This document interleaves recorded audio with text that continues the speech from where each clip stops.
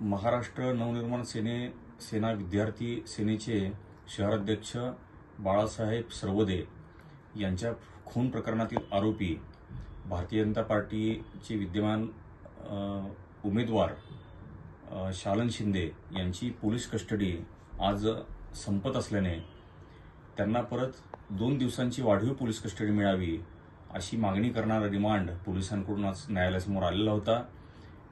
वाढीव पोलीस कस्टडीची मागणी करताना त्यांनी यापूर्वी केलेला तपास आणि घटनेच्या वेळी शालन शिंदे यांनी चटणीचा वापर केलेला असल्यामुळे त्याबाबत तपास करणे आहे असं पोलीस कस्टडीचं कारण देण्यात आलेलं होतं।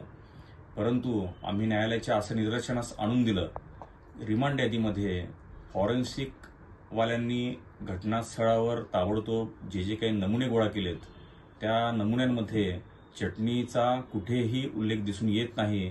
जप्त केलेल्या यादीमध्ये चटणीचा समावेश नाही। त्यामुळे शालन शिंदे यांनी घटनेच्या वेळी चटणीचा वापर केला असं म्हणता येणार नाही आणि त्यामुळे त्या चटणीच्या तपासासाठी पोलीस कस्टडी मागता येणार नाही असा आमचा युक्तिवाद होता।